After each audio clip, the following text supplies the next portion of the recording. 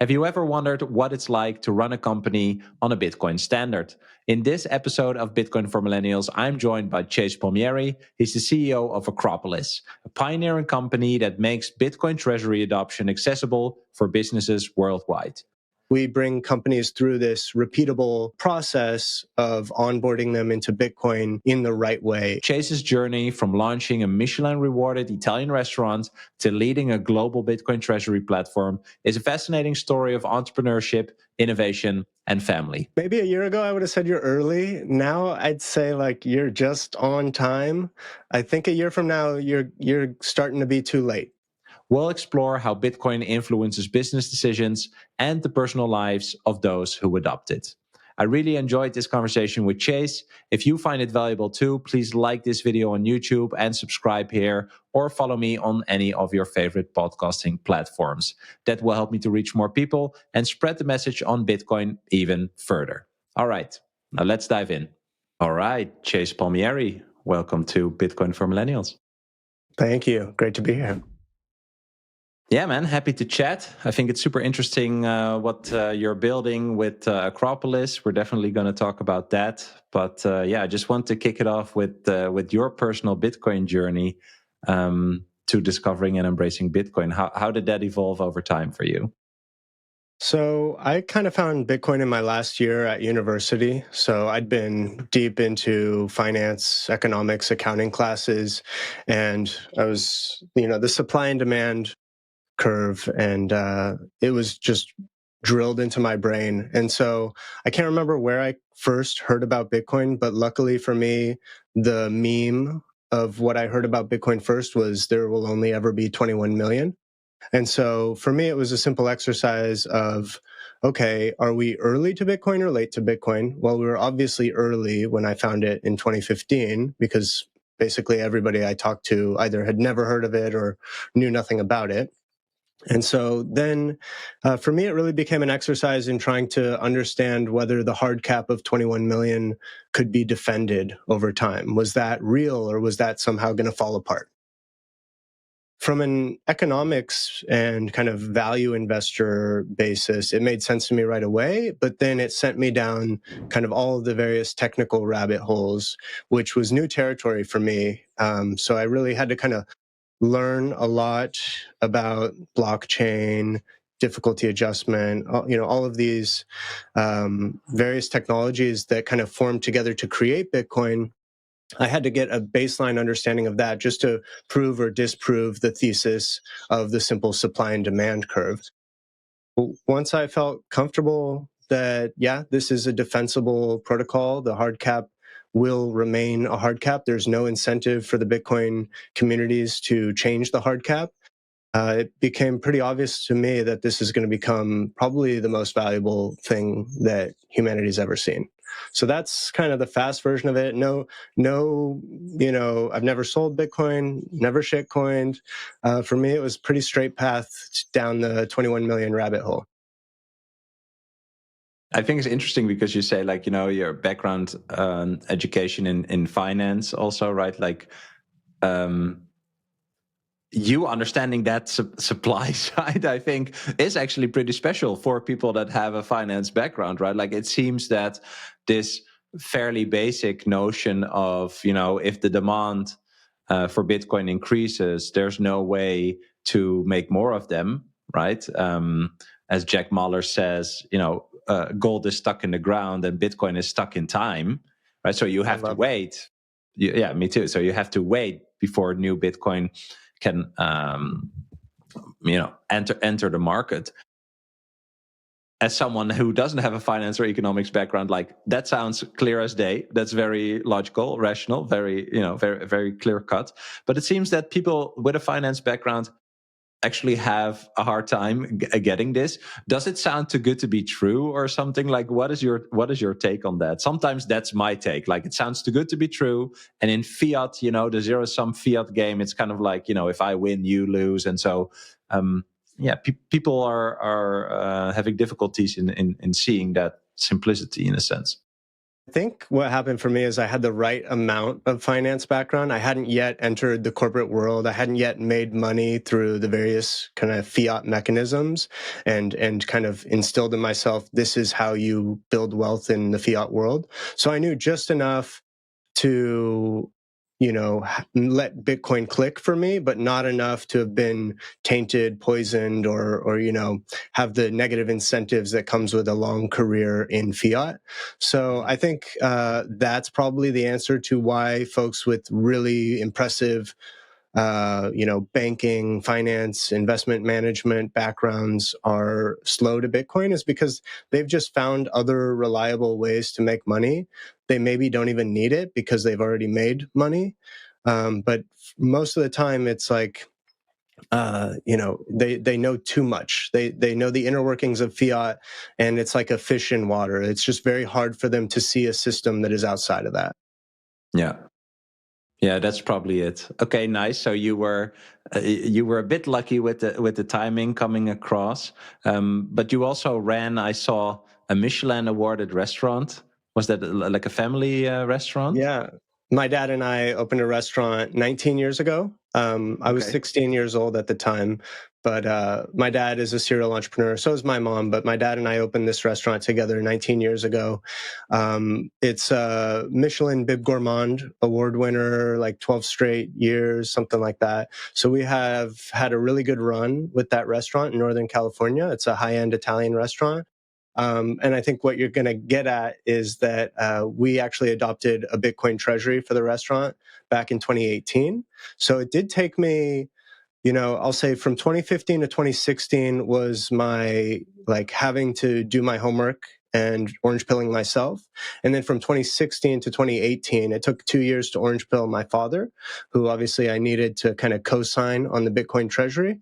But as of 2018, we've been taking all free cash flow, the entire corporate treasury, as much as we can outside of, a couple month cushion for reserves and putting that into Bitcoin. And so, now we're actually looking to sell the restaurant in the next year or so because the Bitcoin position is just so much more valuable. And we're looking at that Bitcoin position that gives us no headaches, no stress, no job, no labor, and it doesn't call us in the middle of the night with a leak.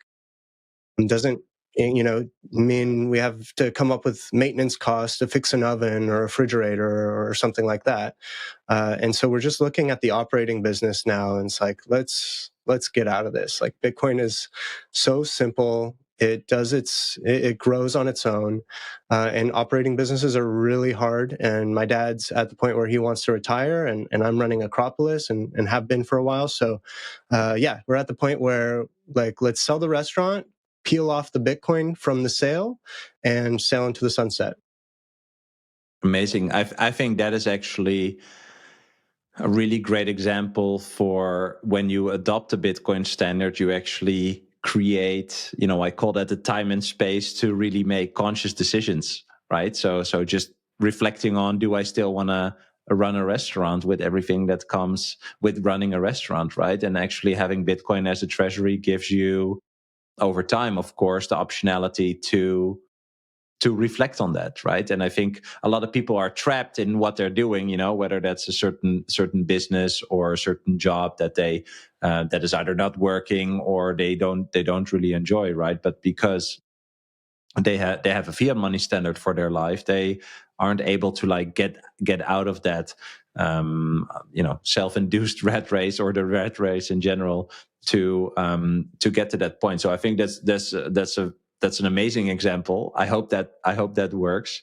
And in that way, you actually also achieved your father being able to retire then.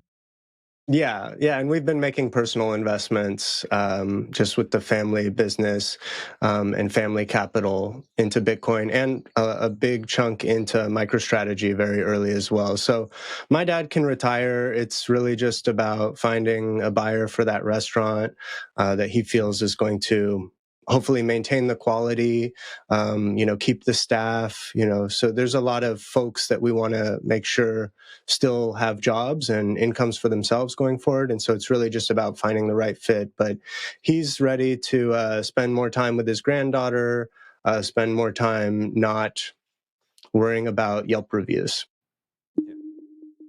Bitcoin custody is evolving, and OnRamp is leading this change with multi-institution custody, eliminating single points of failure.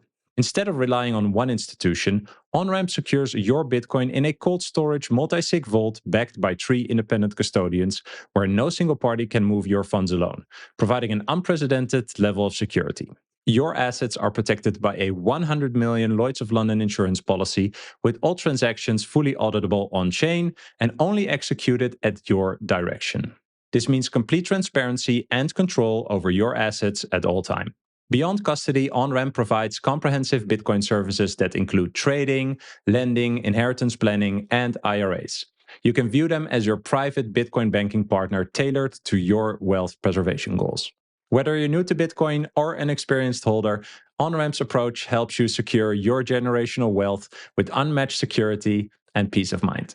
You can sign up at onrampbitcoin.com and use code BRAM, that's BRAM, to receive $150 in Bitcoin after your first deposit. If you first want to learn more, you can also book a free consultation via their website to speak with one of their Bitcoin custody experts. Tell them you came through me, and they'll take extra good care of you. Yeah. And so seeing the positive effect of having a Bitcoin strategy for the restaurant, how did you approach orange pilling, the rest of the family or your close circle around, or how did that go with your father initially to get him in on that? So my dad doesn't have a computer, is really bad at the internet in general. So I really had to focus the orange pilling with him on the economic side, and then kind of tell him, trust me, the tech checks out. He got there eventually. My mom only got there this year. I finally got her to being a whole coiner this year. But once she got it and she made some money on it, she's out there, bragging to her friends on the tennis court. Now she's into MSTR and Misty. And so she's getting down the rabbit hole herself now. But my wife and I have spent countless hours, much more than just the 10,000 hours it takes to become an expert at something. Since my wife and I got together in, I think it was like 2018, 2019, we basically just turned off Netflix and Hulu and all that and used our free time, our evenings, to learn about Bitcoin and make sure that we were positioning ourselves to maximally build a family empire, a lasting generational wealth for our family, given the urgency of this opportunity. How would you describe that urgency for others?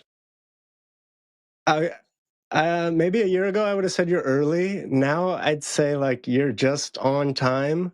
I think a year from now, you're starting to be too late. I really think people need to almost buy before they do the 10,000 hours at this point, and then like just kind of catch up, because the education you can't rush, but the Bitcoin price is really starting to run away.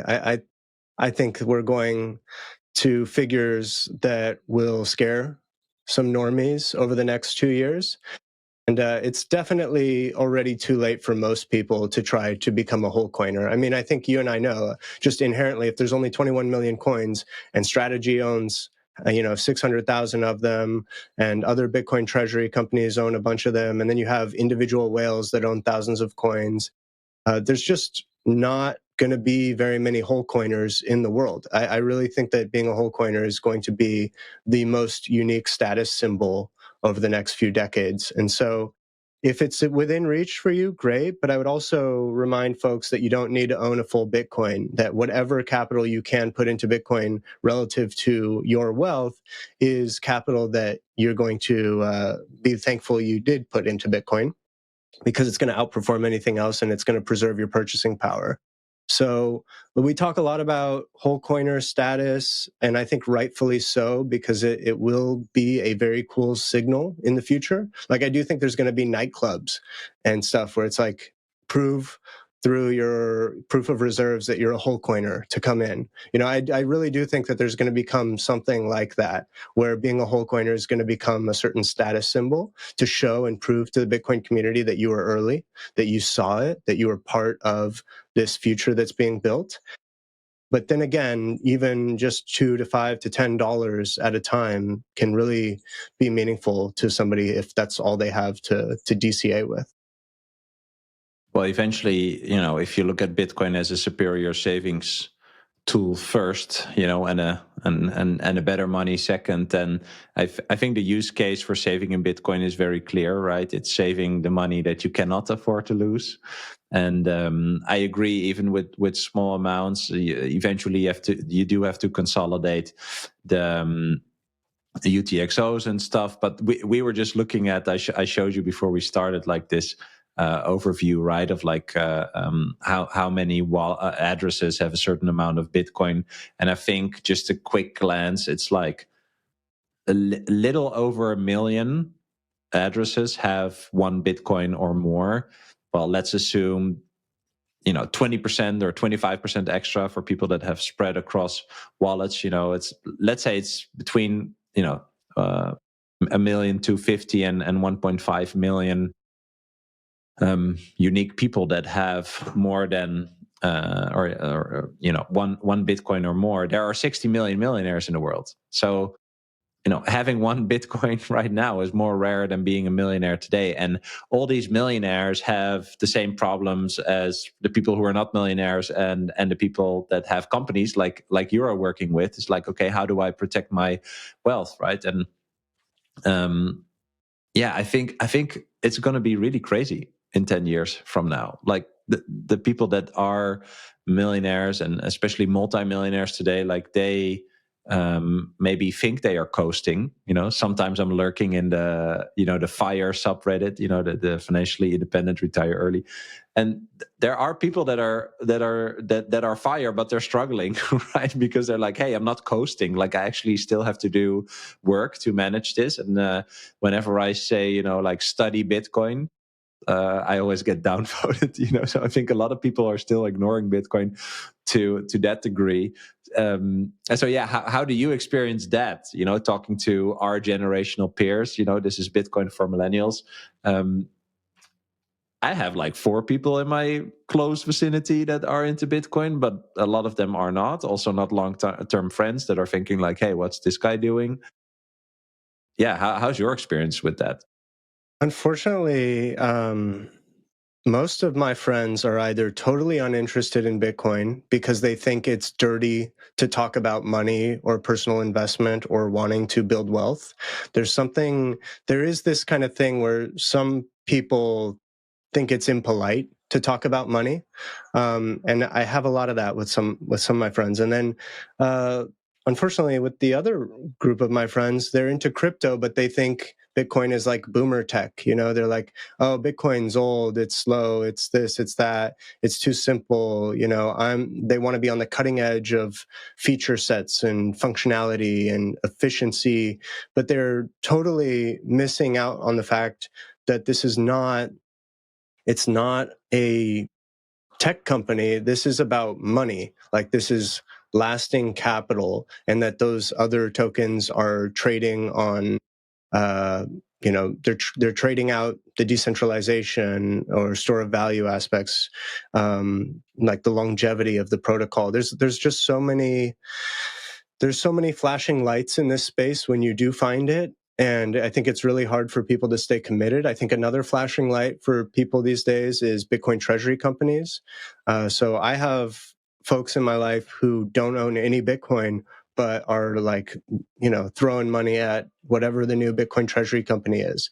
And as somebody who owns a company with a Bitcoin Treasury and works with companies with Bitcoin Treasuries, I do think that there are really nice investments to be made in that space, but people are absolutely asleep at the wheel when it comes to Bitcoin. Even as somebody who I would say has some credibility to speak to Bitcoin in the space, with people in your everyday life, they really don't want to hear it. They just want to do their day job and then watch Netflix and zone out and rest their brain. and they don't like to be challenged. And Bitcoin is a challenge. It takes real intellectual curiosity to actually travel down the rabbit hole, because it's not easy. It touches everything. Bitcoin touches everything, and it'll make you feel stupid for a while. I think it's interesting, right, that people of our generation are not interested in money, because I don't know about your friends, but sometimes I think, like, how are people doing this? If Bitcoin didn't exist, but I knew all these things, or I saw all these things, I would have no clue how to manage my life or plan for a family or where to live, and stuff like that. Just the big decisions that we are at in our phase of our lives. So yeah, it's kind of sad also, but it's really hard. I mean, that's why we're talking here, but it's hard. It would be very hard to be optimistic. I think I would generally be very a pessimistic person if I hadn't found Bitcoin, because I know enough to know that the system is broken. But if you don't find the solution, if you don't do the extra lap to figure out Bitcoin, you just are sitting around feeling hopeless, pessimistic, depressed. Like you're never moving forward. You're always taking 2 steps back, because even if you get a 5% raise, if they printed 7% of the money supply that year, you're still moving backwards. And so that's kind of this escalator that we're on. And it's interesting you brought up kind of how Bitcoin can theoretically end, or at least end unnecessary wars. This is something where when I only have like 10, 15 minutes with somebody at a dinner table or something, and I'm not going to really get them all the way there on Bitcoin, I'll throw out this. I'll say something like, I think Bitcoin is potentially how we end these forever wars. And they think, it's very hard for them to put 2 and 2 together. So then you just say something like, well, imagine if the US government had to tax its citizens to go to Afghanistan or Iraq. Would we have gone to war there? Like, do you think the population would have actually willingly paid a war tax to fund those forever wars?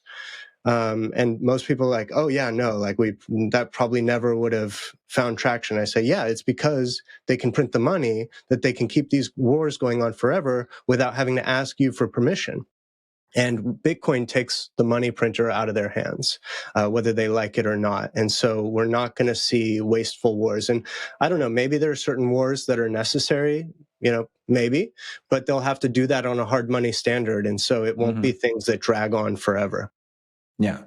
Well, there have to be substantiated arguments as to why you would be spending the hardest money to ever exist, which is increasingly harder, or will be increasingly harder to get back, right? Because you have to really work for it. So if you are a country, you need real productivity,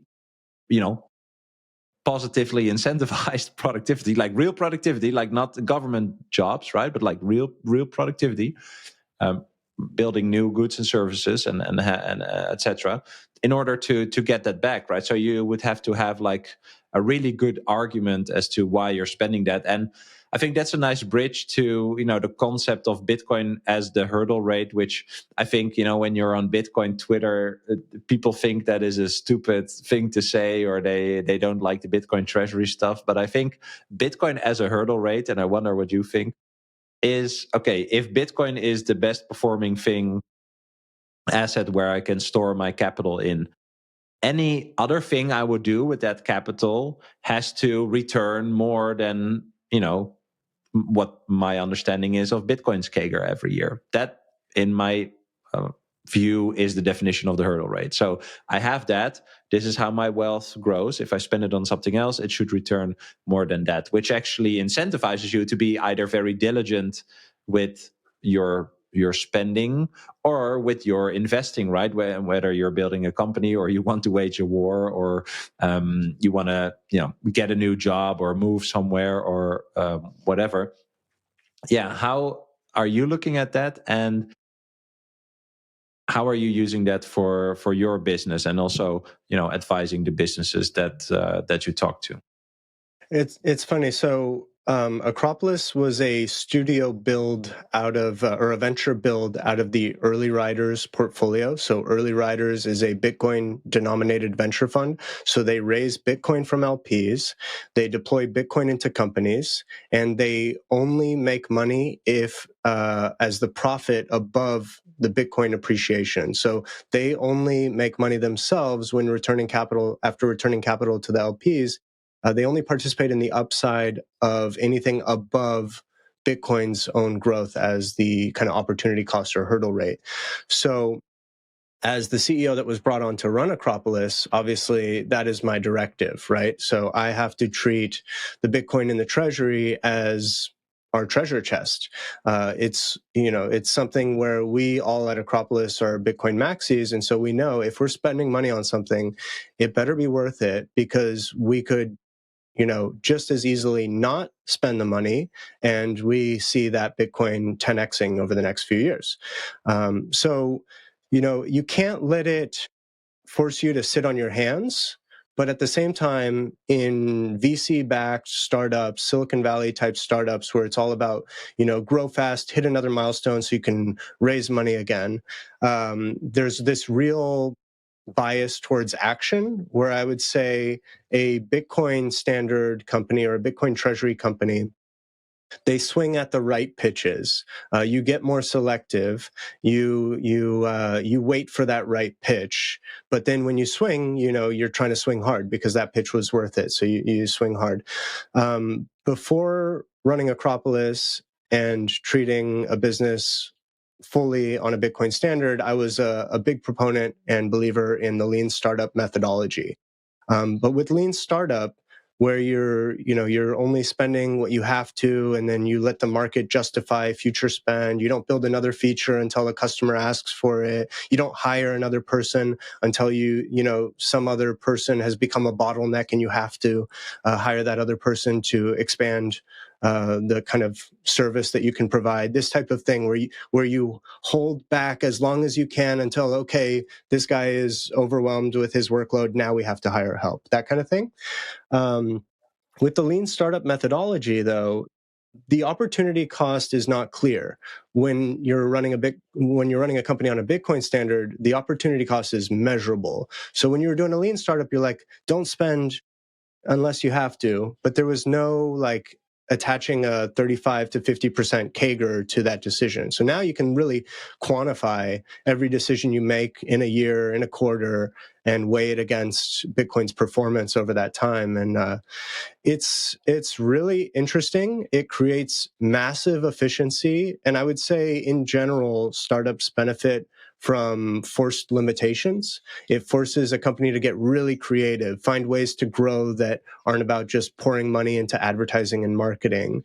So I love it. I was a kind of a proponent of it beforehand, obviously an early adopter of Bitcoin treasuries.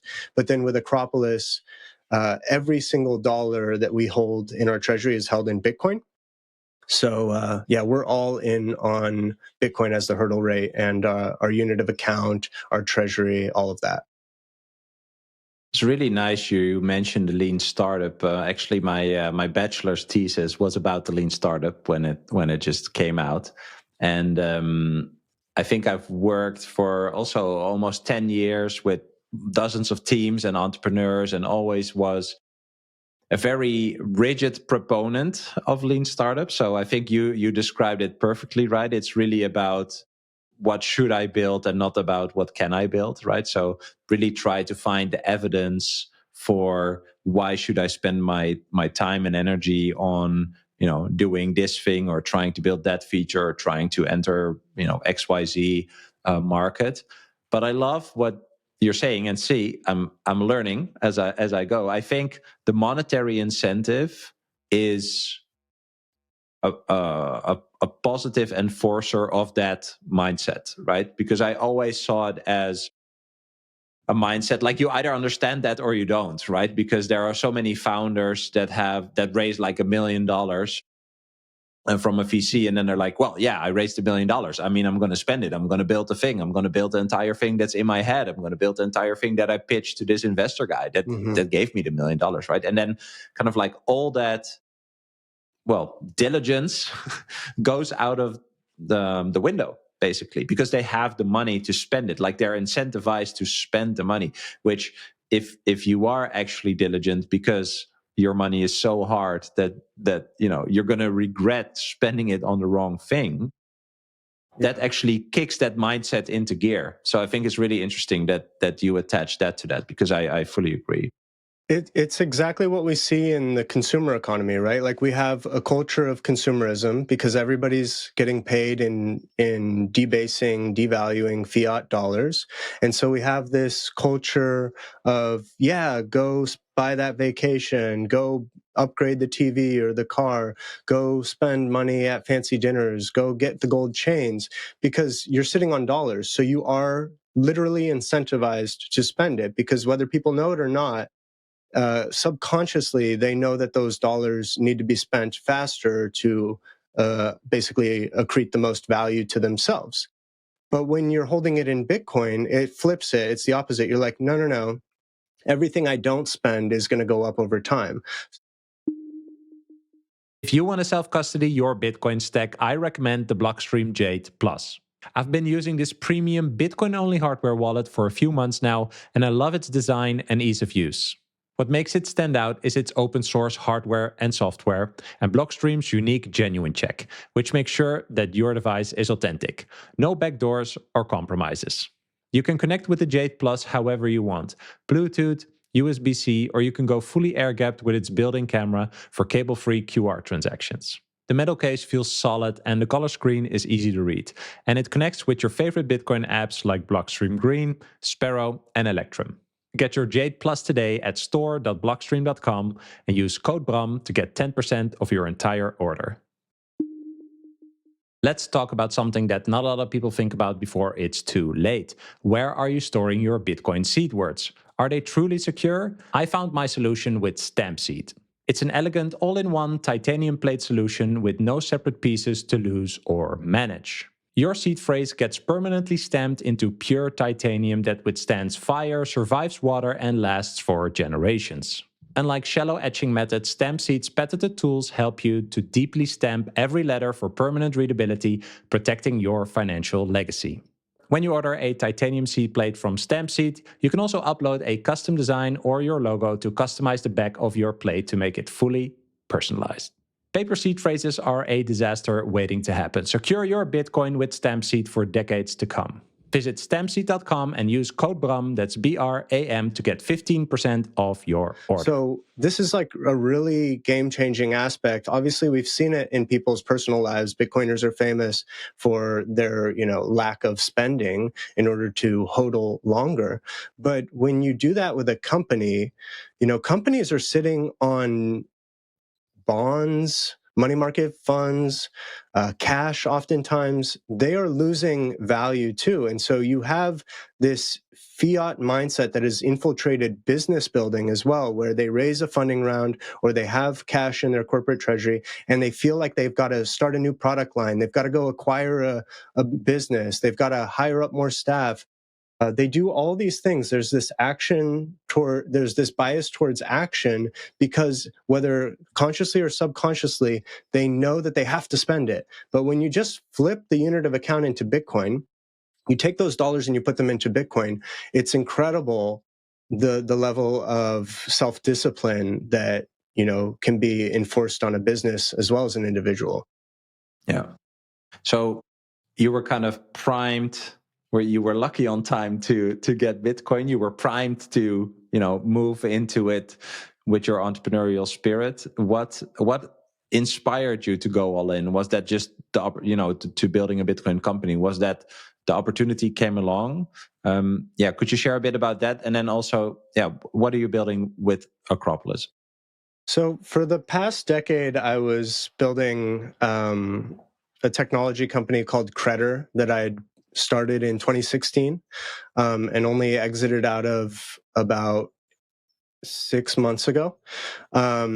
And it was the Rotten Tomatoes for news. We were gathering kind of credibility scores based on audience trust ratings on articles, authors, and outlets, and we would license those out to social media, search engines, news aggregators, advertisers. So it was this kind of media credibility, data, ad tech business. And, the whole point of it was I was trying to kind of right the wrong incentives in online media that drive clickbait as opposed to writing trustworthy content that builds audience. I was trying to create a measurable metric, a unit of account, if you will, in that space so that authors, publishers could look at it and say, okay, we got 3,000 views on that clickbaity piece, but we can visibly measure the drop in credibility from our audience score here. So I was trying to create that metric, very difficult business, banged my head on a wall for about a decade, trying to make it work. It was working just enough to stay in business, but it was a very hard business. But all the while, I was honestly distracted by Bitcoin. Like, the time I should have been spending more on Credder, I was learning about Bitcoin. I was like finding myself just totally distracted and trying to spend my intellectual energy and curiosity on all things Bitcoin. And so when I decided, okay, that's enough. A decade is enough. Let's wrap up this chapter. Let's find a buyer for this business. I reached out to the folks at Early Riders and OnRamp. I've been a big fan of The Last Trade since it started, I think, a couple of years ago. I find that to be a very high signal show. And so I reached out to those guys and basically said, hey, you've got your hands in a lot of Bitcoin only pots. I really like the different business lines and opportunities that you guys are going after. I'm about to basically free myself up as a capable entrepreneur operator that really wants to be working on Bitcoin infrastructure in a Bitcoin only world. Let me know if there's anything. I'm sure you get hit up all the time, but let me know if anything comes across your desk that you think I might be a fit for. And then Michael Tanguma, the CEO of OnRamp, hit me back within hours and said, hey, we're looking for a CEO to run Acropolis. It's this company that, and now I'll share what Acropolis does, is we're basically a Bitcoin Treasury advisory firm and custody solution. So the idea is to simplify and scale corporate Bitcoin Treasury adoption worldwide. So we do that with this kind of comprehensive 0-to-1 solution that starts with custody, accumulation strategy, investor relations, comms, tax, and accounting. And so we bring companies through this repeatable process of onboarding them into Bitcoin in the right way, in a corporate-friendly way. And there's a lot of nuances between an individual versus a corporate entity moving into Bitcoin. So when he told me about that business, I was like, oh, wow, I've been doing a Bitcoin Treasury since 2018 for my restaurant. This is perfect. So there was just a magical fit there. I've been in the CEO position since November. So I think we're coming up on about 6 months here. It's been a really crazy, fast-moving 6 months. If anybody's been tracking Acropolis's growth, it's been a wild ride, and honestly, a very big difference between the slow grind of the last decade, trying to make a business work that just wasn't quite having product market fit, to what we're doing at Acropolis, where people are knocking down our door right now, and the space just seems like it's primed to 10x over the next 12 months. So what are you seeing there? Like many people talk about gradually, then suddenly. Is that something that you're seeing as well? Like what kind of companies are hitting you up? I can imagine that is private and public companies. Like what type of companies are looking into this? Yeah, if it's gradually, comma, then suddenly, I think we're like at the comma or like the TH in then. Like we're past the gradually, but we're not quite at the suddenly, because obviously when the suddenly happens, it's going to look like a candle straight up. We're going to know it. But we are really approaching the suddenly moment. As far as what we're seeing, there's a million different directions we can go down this, but Acropolis is working with private companies and public companies. Most of the companies we work with are not crypto native Bitcoin type companies. They're traditional businesses where the CFO or the CEO or the founding team is orange-pilled themselves, has Bitcoin as a personal investment, and has gotten really comfortable with Bitcoin's volatility and says, hey, I love Bitcoin. I want my company to hold Bitcoin, but I know that there's a lot of different considerations to take into account when a corporate entity is moving into this direction. And so that's the role we play. Custody is a really big part of this. I know you have the broadcast with the OnRamp guys, and OnRamp is a sponsor. So I know you know about multi-institution custody, but custody is a really big conversation that we have because you can't realistically expect a corporation to have a multi-sig where they give one key to the CFO, one to the CEO, one to the head of compliance or something like that.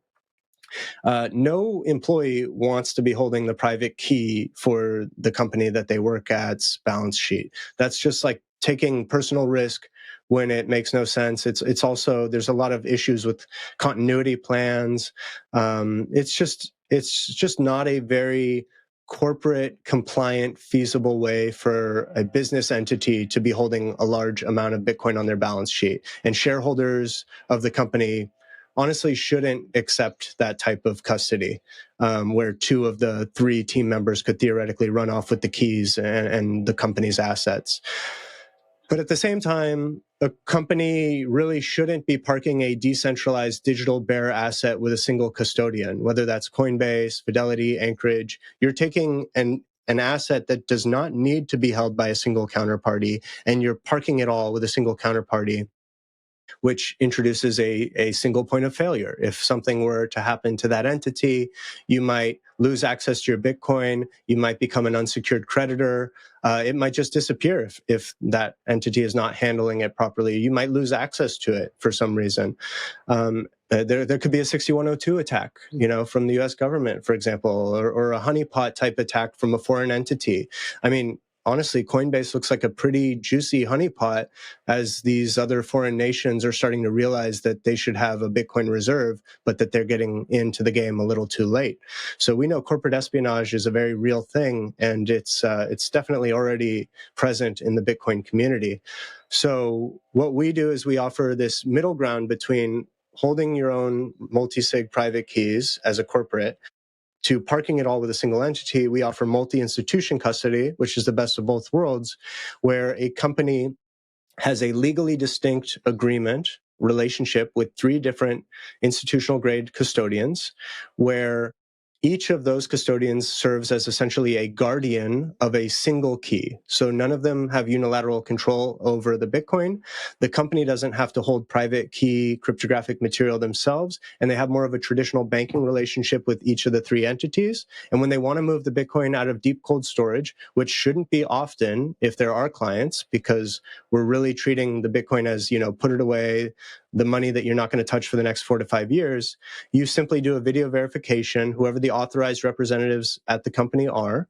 You do a video verification with two of the three entities, and now you can move the Bitcoin. So this is the unlock that we believe is going to scale corporate adoption of Bitcoin.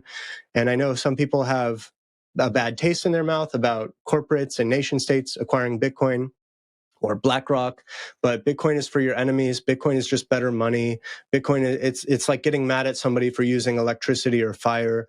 It exists. It's for everyone. It is permissionless. You should expect any self-serving entity to buy and hold Bitcoin. I don't want to stray away, but I think that's always interesting when people are like, yeah, but BlackRock this and that. Like, I also want more general people like us to figure this out. I mean, hence this podcast, right? But you cannot stop anyone from adopting it. So if you don't like that, BlackRock has an ETF, or there are certain types of companies or countries that are buying Bitcoin, you should write a book, start a podcast, write on X, Facebook, wherever you want to write about Bitcoin, because that's just a slow grind, I think. And to be fair, it's BlackRock's customers, right, that own the Bitcoin. And the same thing, like with MicroStrategy, now Strategy, you can say that it's all Saylor's Bitcoin, but it's not. It's the asset is not redeemable for shareholders, but it is an asset on the balance sheet that the shareholders own a claim to the company in. And so, when these companies are acquiring Bitcoin, you should really think about it as shareholders, individuals somewhere, like every company, every entity, whether it's a family office, an investment fund, whatever it is, like there's an individual at the very bottom of that. So it's still individuals acquiring Bitcoin or Bitcoin exposure. Yeah. So when you are working with these companies, their journey of integrating Bitcoin as a treasury asset, using it as their personal hurdle rate, what are you seeing? Like you shared, you didn't really share like the type of companies, but do you have some examples that you could talk about? You don't have to mention the names, right? But more like what kind of companies are going for this, and then maybe also when they reach out or they are referred, what are kind of like common misconceptions about Bitcoin that you still encounter, even though you can probably pitch it in a great way to them as to why they should, and of course you have your own experience. But yeah, what's like the most common misconception that you come across there? So I'll start with the types of companies we work with. When we first started out, we were working with a lot of private companies. We were aiming at kind of larger mid-market privates, but like at the very lowest of the lowest in size, we have bakery chains, type of restaurant franchise type businesses, getting up to oil and gas funds, investment funds, technology, SaaS type companies, or commodity rich type industry businesses. And then now what we're seeing is a overwhelming amount of publicly listed companies coming to Acropolis. That's not a brag. That has everything to do with OnRamp's multi-institution custody solution that I mentioned, because the bigger your stack gets, the more custody becomes the priority. And the more you look around at those custody solutions, like I mentioned, for strategy, do you think Saylor wants to hold 100% of his coins at some other business that he's about to be worth more than, custodying his Bitcoin? It just doesn't make sense, the current solutions being offered to corporates. And so, especially for listed companies that need to take extra caution to guard shareholder wealth and value, especially if they're publicly going in this Bitcoin Treasury direction. They do not want to get kidnapped. They do not want to take single counterparty risk. And so we're getting a lot of inbound interest from public companies, especially outside the US, who seem to have even more lax regulation and can move a lot faster. So just like a founder of a startup can move faster than a publicly listed company, a listed company outside of the US or the EU can move a little bit more quickly as well. So we're seeing a real big uptick in pubco interest, also a big uptick in companies that are going public in general to execute the Bitcoin Treasury strategy and access capital markets. So, there might have been 10 publicly listed Bitcoin Treasury companies or companies with a Bitcoin Treasury 8 months ago, but like these guys are popping up. I can tell you there is a huge pipeline of pre-IPO companies that are coming out with their listed company strategies over the next 6 months. So what practical steps, for people listening that have a business, what are like your top 2 or 3 tips for anyone who's considering doing this? Do you see any big challenges, or is it similar to doing it in your own personal way? So volatility is it's very real. Most businesses are trying to rid volatility out of existence in their business. And so for a traditional company that's been around for many years, has predictable revenue, it's very hard for them to want to add something this volatile to their company, because they know they have to share earnings reports. They know it can become a distraction to team members or even key vendors and partners. It's, Bitcoin is still looked at as a shady thing in many circles. And so volatility is a big piece of what we have to address at Acropolis. We do that in two ways. One is they get access to our chief investment officer, Glenn Cameron, who does a deep financial analysis on the business to understand things like free cash flow, maintenance costs, a cushion of reserves that's necessary so that we can make an allocation that does not disrupt the business and does not make that business become a forced seller of Bitcoin in a down market.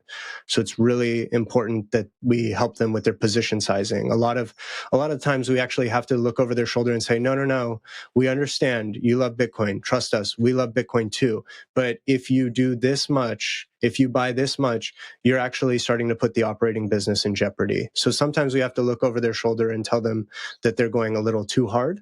Or sometimes we need to give them a little kick in the ass and say, you have some real estate here, some commercial real estate. Did you know you can get good borrowing rates against that, even better than borrowing against your Bitcoin today? You could use that to buy Bitcoin and use your free cash flow to service the debt, and you could buy more Bitcoin at today's prices.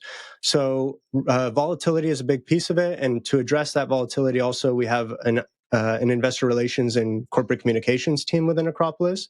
So we do a lot of education, employee Q&A webinars, getting the board educated. You bring us in, we're kind of the outside experts that give you that air cover as a service and help kind of preventatively or preemptively address concerns about Bitcoin as a risk asset, which again, we would say it's not a risk asset, but we need to educate folks within teams on that so that it doesn't become a distraction to the operating business during those inevitable periods of volatility.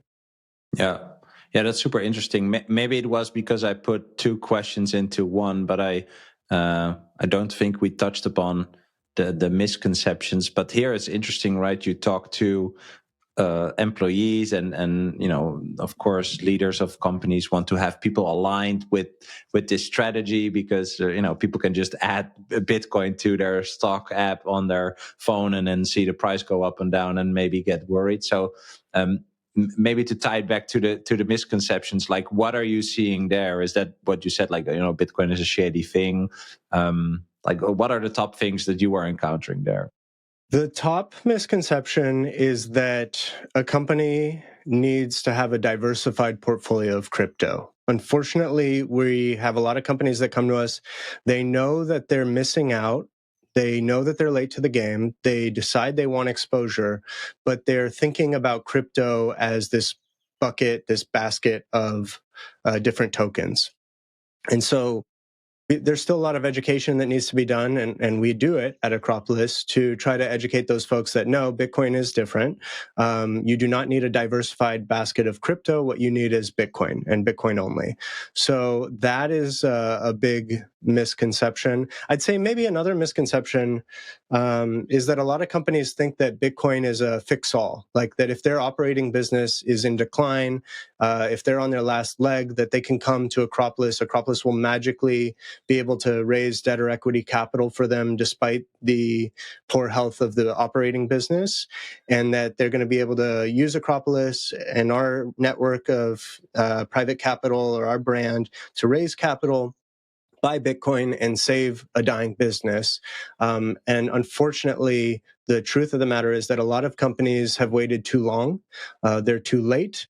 And you do still need to have a healthy operating business to really pursue a Bitcoin Treasury strategy. And so how do you envision this evolving? What does the future of Bitcoin in corporate finance look like in, let's say, the next 5 to 10 years? I think you look at it the same, right? With the kind of like the 10, or now it's like an 8-year time frame, in 2033, 34, early 34.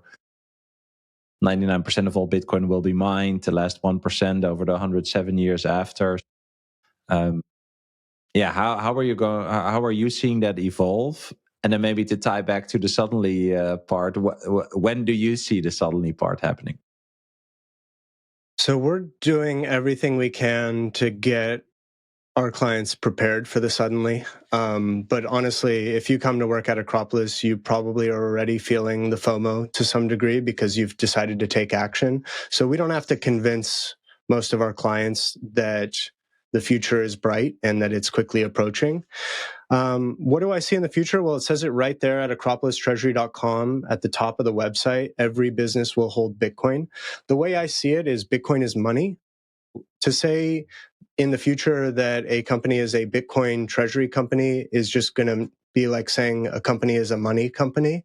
It won't even make sense to people because, like, yeah, of course you're a money company. A company's purpose is to make money and drive value for shareholders.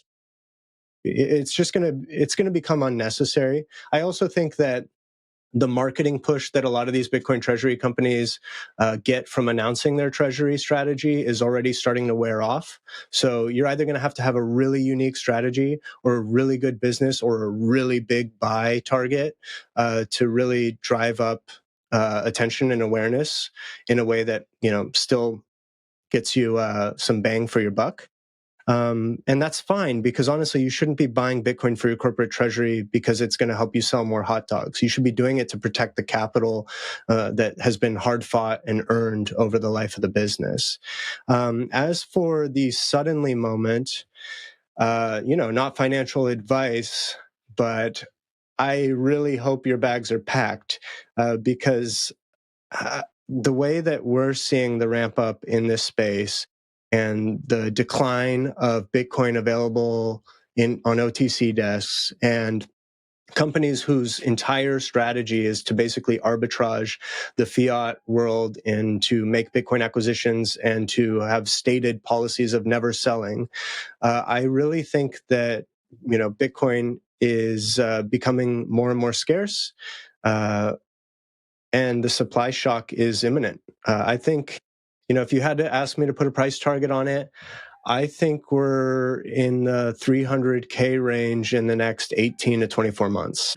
I heard that on OTC desks, it's actually already pretty hard to do big buys that are like a 1,000 BTC plus, which still, of course, is, a lot of money. It also doesn't sound like a lot. I mean, we saw Figma, who has 70 million in IBIT, right? Okay, that's an ETF, but if you want to buy 10 million plus worth of Bitcoin,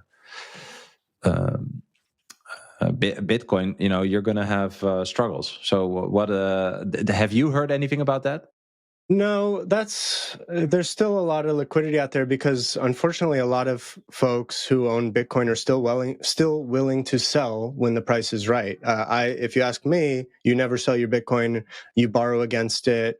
You do whatever you have to sell to hold on to your Bitcoin, but there are still a lot of folks who are willing to sell when the price is right. And so as price rises, the truth is supply will meet that demand. So, we like to think that, supply is gone forever.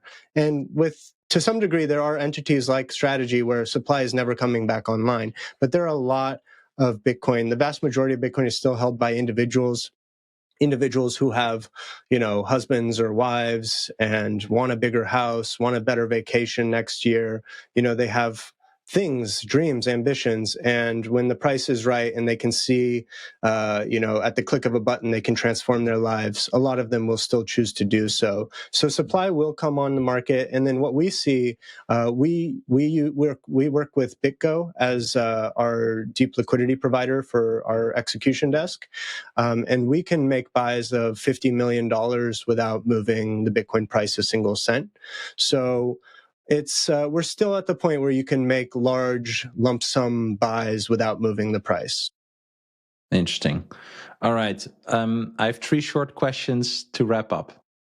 What advice would you give to our generational peers when it comes to studying Bitcoin, adopting Bitcoin? I mean, hearing your journey, I think it shows that Bitcoin has really improved your life. Yeah, what would be your advice to our generational peers? I think our generation, if it weren't for Bitcoin, would be looking at a really dire strait.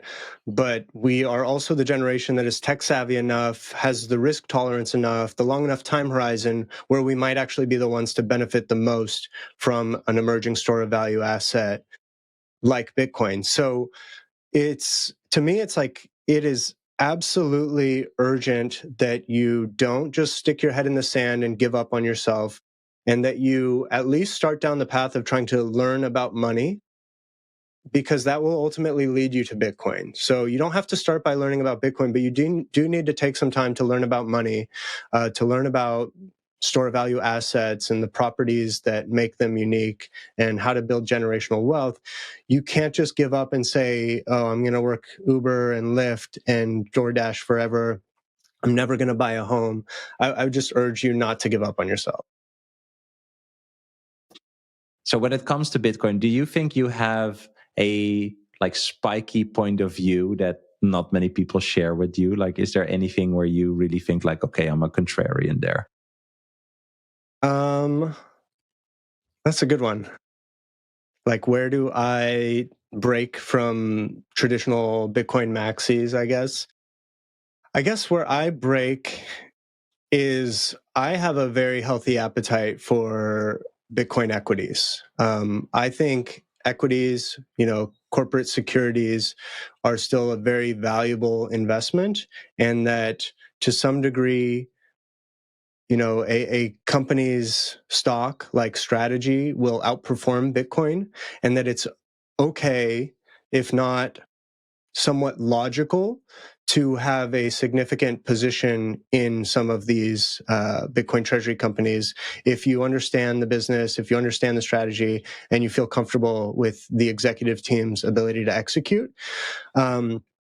Granted, I would always say have your cold storage Bitcoin first, but I think it's absolutely logical and appropriate to want to participate in the arbitrage that these companies are doing, because I can't borrow money at 0% and buy Bitcoin, but Saylor can. And I can do that alongside him as a shareholder. And so if you don't think there's value in borrowing money at 0% to buy Bitcoin, I'm sorry, we disagree. I think that Bitcoin equities are here to stay and going to make people a lot of money, even if they relate to Bitcoin and they have kind of unit of account bias and they're like, I can't buy Bitcoin at 109,000. Well, it starts to look good to buy strategy at $380 or something. And so I think that there's going to be a lot of folks who actually missed cold storage Bitcoin come in and buy Bitcoin Treasury companies because it's like a GameStop type hype. And honestly, some of these folks who came late might actually end up building a bigger net worth than some of the cold storage Bitcoiners over the long term. But again, I would urge you to get your cold storage settled first. All right. That was spicy. Nice. All right. Last question to wrap up. And I ask everyone the same question, which is, what is a core belief that you will never let go of?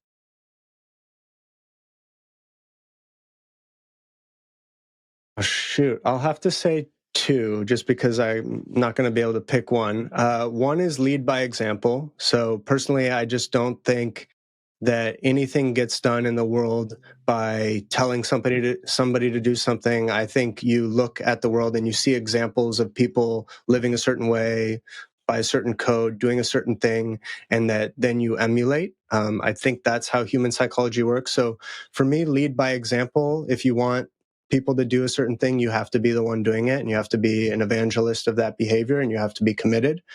And then the second is kind of a business type tagline that I live by. So that first one is kind of all things, but for the business tagline, it's vision without execution is hallucination. I think a lot of people think that ideas are worth something. They're not.